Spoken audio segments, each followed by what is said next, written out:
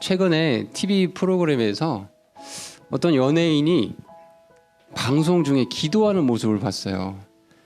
그 결혼이 늦어진 동료를 위해서 갑자기 배우자 기도를 자기가 해주겠다고 하면서 방송 중에 진짜로 기도를 하고 예수님 이름으로 기도합니다라고 이렇게 기도를 하더라고요.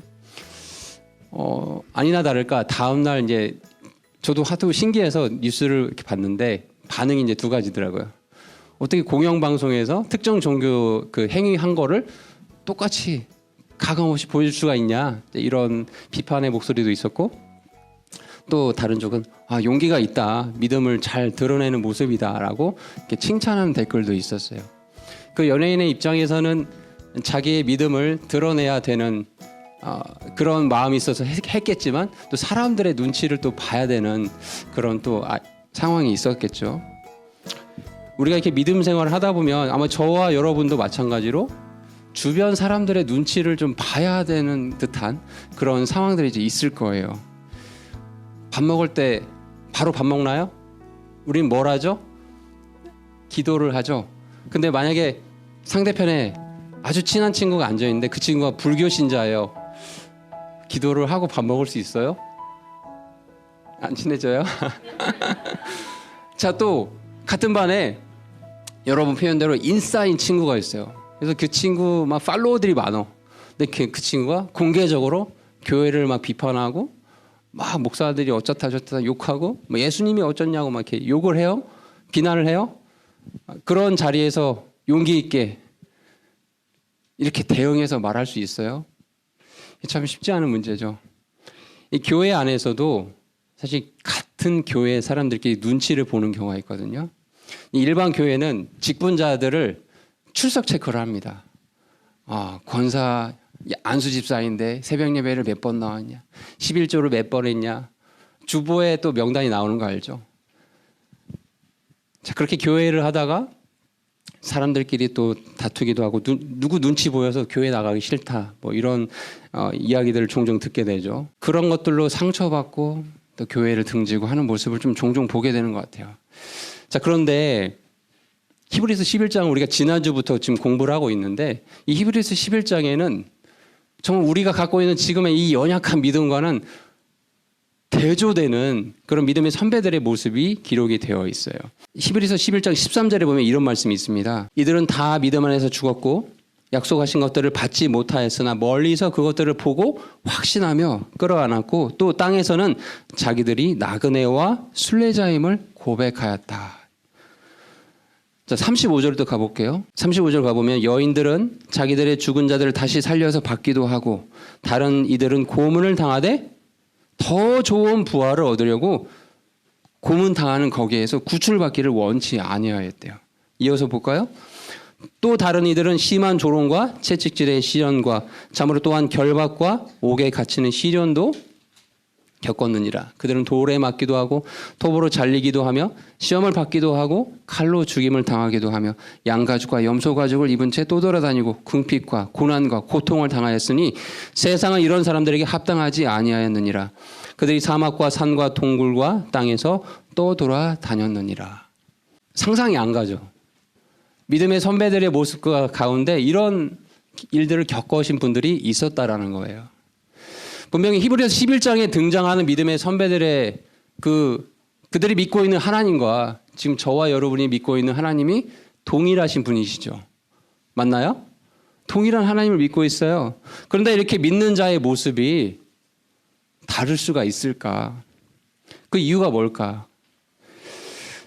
근본적인 원인은요, 내가 믿음 생활을 통해서 또 신앙 생활을 통해서 무엇을 추구하고 있느냐, 또 하나님께서 분명히 구원받은 자들에게 보상을 주시겠다고 약속하셨는데 정말 그것을 확신 가운데 믿고 있느냐, 이 질문에 대한 대답이 다 다르기 때문일 거예요.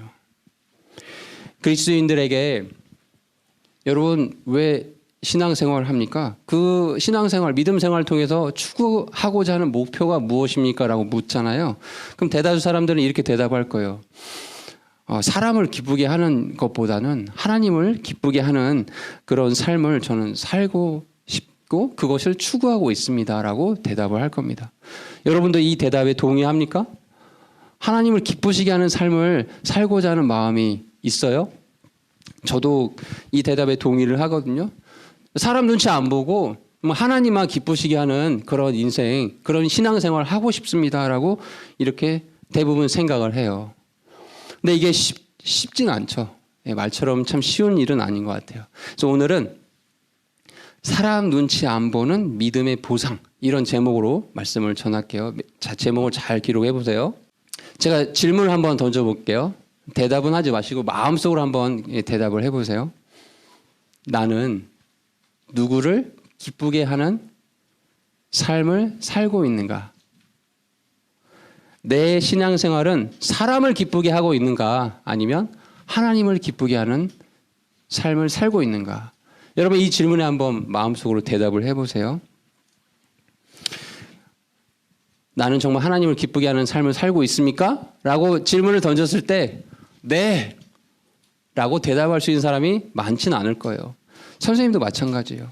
왜 그러냐면은 모든 인간은요, 자기를 기쁘게 하는 삶을 살고 있기 때문에 그래요. 여러분 잘 생각해 보세요. 내가 기분 나쁘면 대부분 안 해요. 거절해 버려요. 그것이 나에게 유익을 주는 것이라 할지라도. 대부분 사람이 그래요. 심지어 나에게 기쁨을 주는 그것이 결론적으로는 나에게 피해를 주는 것일 수도 있거든요. 대표적으로 담배가 있죠. 그렇죠? 그렇지만 술도 마찬가지겠죠.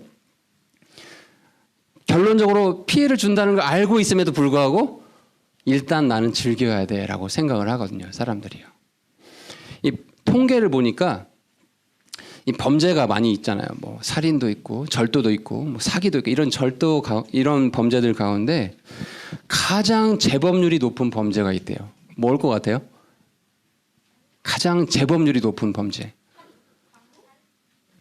성폭력이래요. 성폭력. 이 성폭력을 잘 생각해 보면 그 범죄를 저지르는 사람들은 어떤 결과가 자기에게 펼쳐질지 이미 알고 있어요. 전자발찌도 차고 다녀야 하고 사회에서 매장당하는 거 알고 있어요. 그럼에도 불구하고 그냥 그 순간 내가 즐기면 되지라는 생각 때문에 인생을 파멸로 이끌고 있다라는 거죠. 성경은 사람들이 기쁨을 추구하고 있다는 걸 알고 있어요. 그런데 이렇게 기쁨에 대해서 말씀하고 있어요. 시편 16편 11절에 주께서 생명의 행로를 내게 보이시리니 주 앞에는 충만한 기쁨이 있고 주의 오른편에는 영원토록 즐거움이 있나이다. 주 앞에는 충만한 기쁨이 있고 주의 오른쪽에는 영원한 즐거움이 있나이다. 하나님 안에서만이 참된 기쁨과 영원한 즐거움을 누릴 수 있다라는 거예요. 여러분, 저와 여러분은 이미 이 기쁨을 누릴 수 있는 대상이잖아요. 맞아요?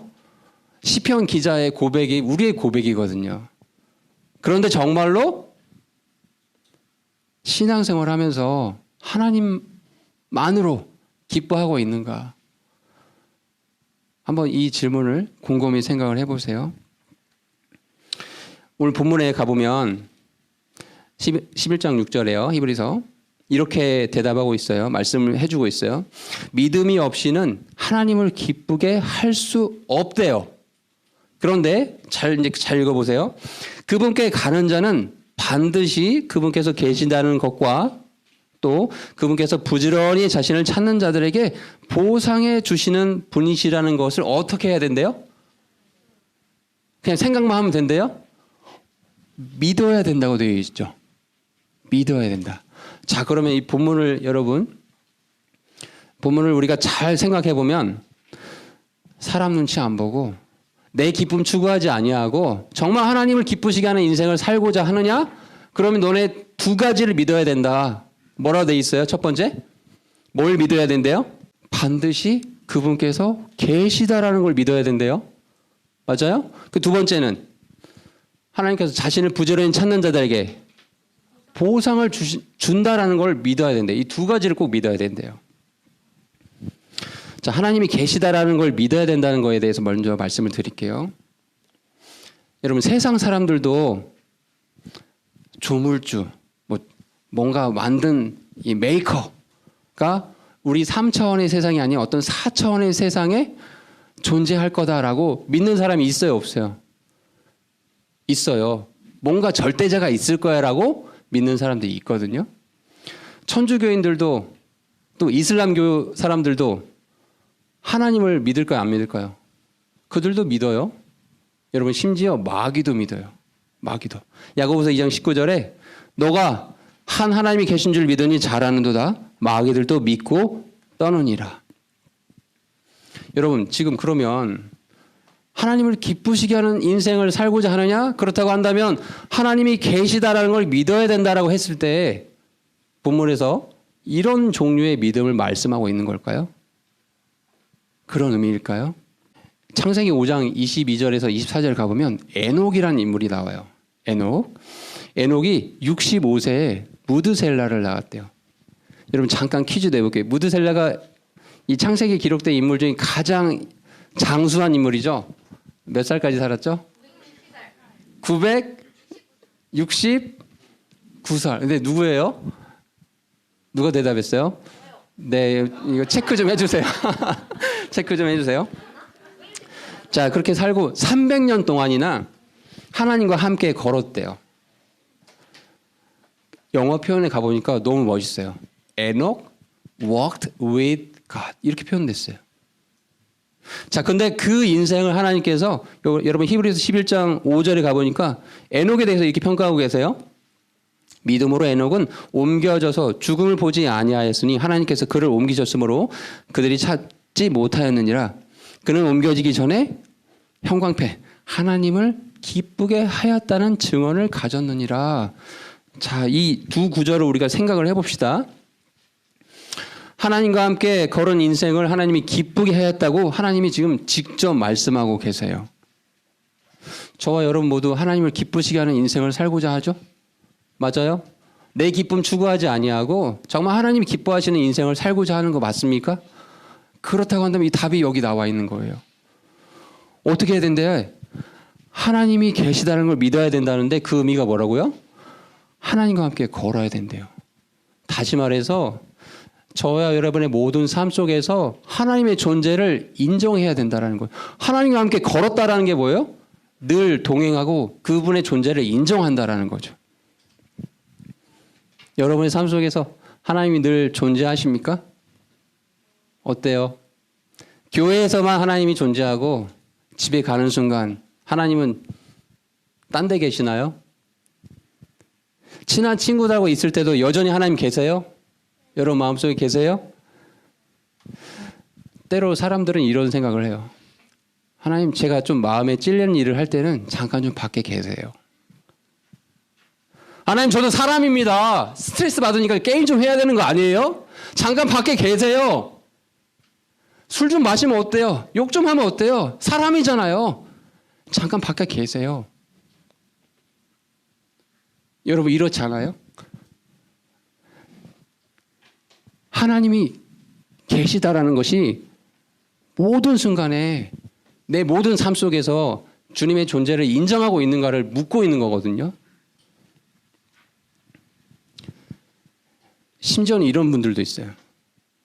하나님, 저 구원해 주시는 건 감사한데요. 제 인생은 제 거니까 제 계획대로 살겠습니다.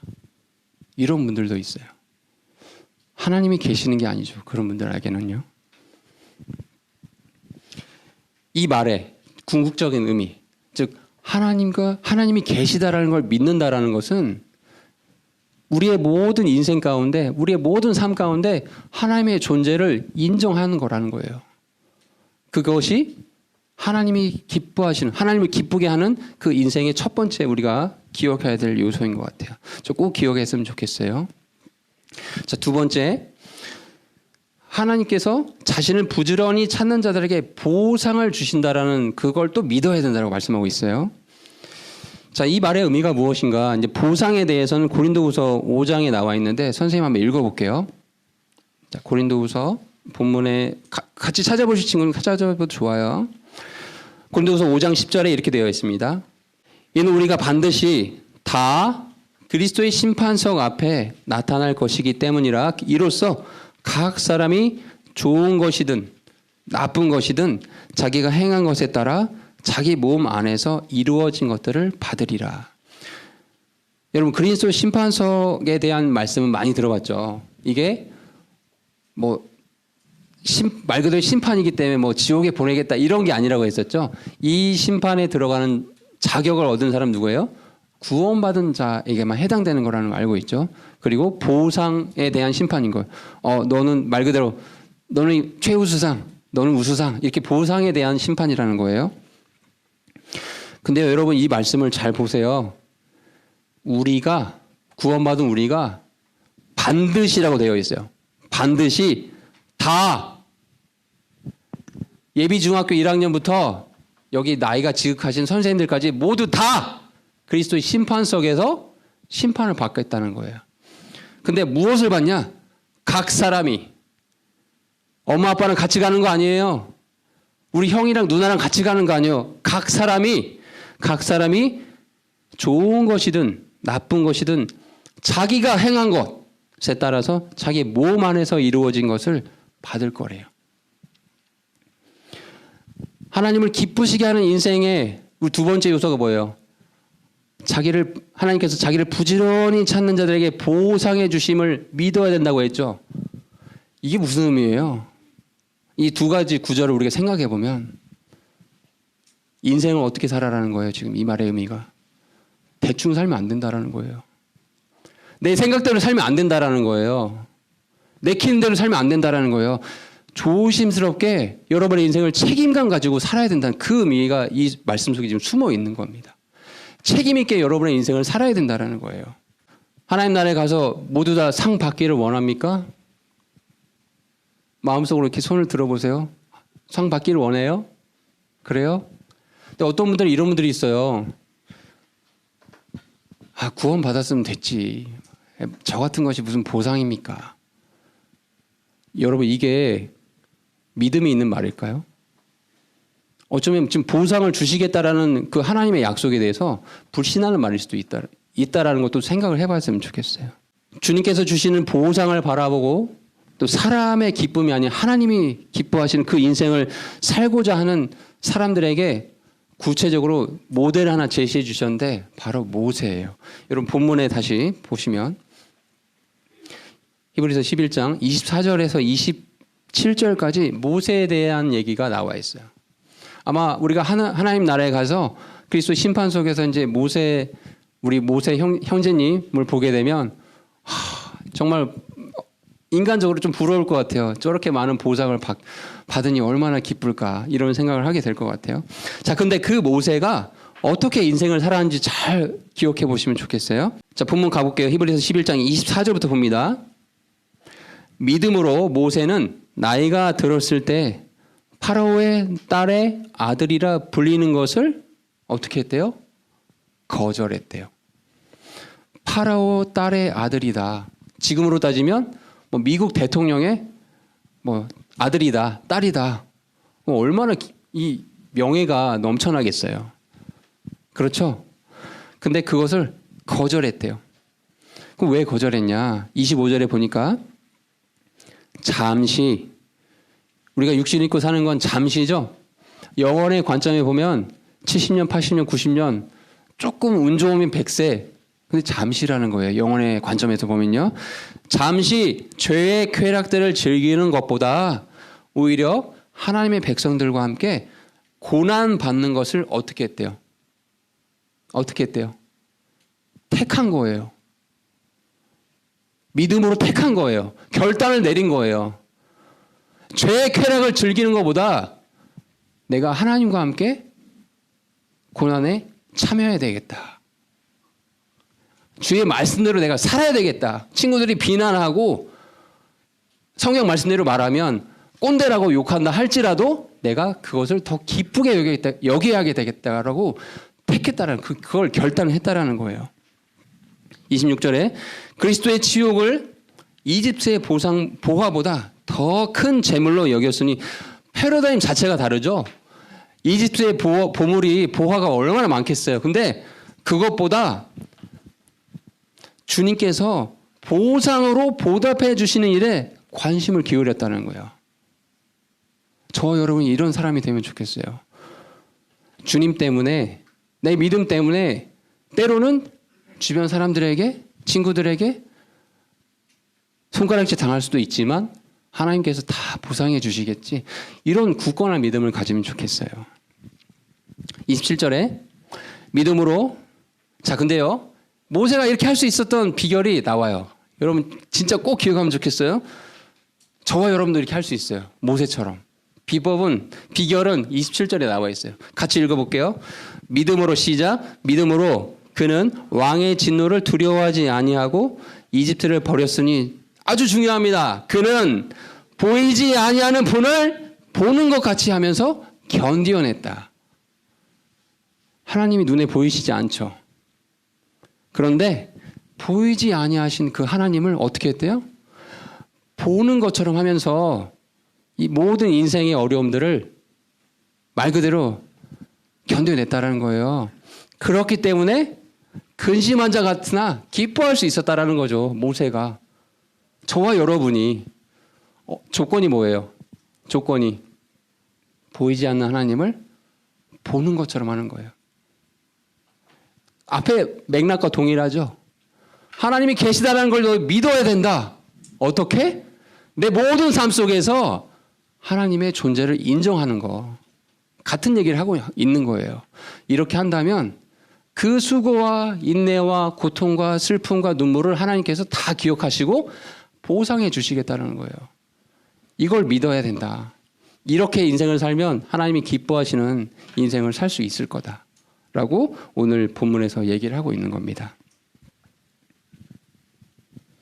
마무리 지어볼게요. 마무리입니다. 오늘 제가 제목으로 사람 눈치 보지 않는 그 믿음 생활 해야 된다라고 말씀드렸어요. 진짜 사람 눈치 안 봤으면 좋겠어요. 어차피 같은 죄인들이에요. 그렇지 않아요? 더군다나 믿지 않는 친구들은 불쌍한 영혼들이에요. 아무리 그 친구들이 뭐 나보다 뭔가 뛰어나고 나보다 공부를 잘할 수 있을지 몰라요. 나보다 더 많은 재물을 가지지도 몰라요. 그러나 영혼의 관점에 보면 아무것도 아니잖아요. 그렇죠? 하나님이 어떻게 하면 내 인생을 기뻐하실까? 방법은 한 가지라고 했죠. 모든 순간에, 모든 삶의 영역에서 하나님의 존재를 인정하세요. 죄 짓고 싶은 마음이 들 때도 있을 거예요. 하나님, 저 게임할 때만 잠깐 밖에 계세요. 그러지 말라라는 거예요. 어떨 땐 욕이 나올 수도 있어요. 막 욱해가지고 그렇게 나오고 싶을 때가 있을 거예요. 그때도 하나님 내 옆에 계시지. 그리스도인으로서 좀 조절해야 되겠다. 이런 생각을 하면 그런 삶이 여러분의 이제 인격이 되는 거거든요.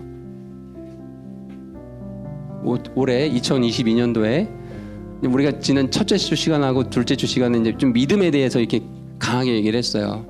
좀 이런 것들에 대해서 한번 목표를 잡아봤으면 좋겠어요. 잘할 수 있겠어요? 네, 고맙습니다. 자, 말씀 마치고 기도하겠습니다.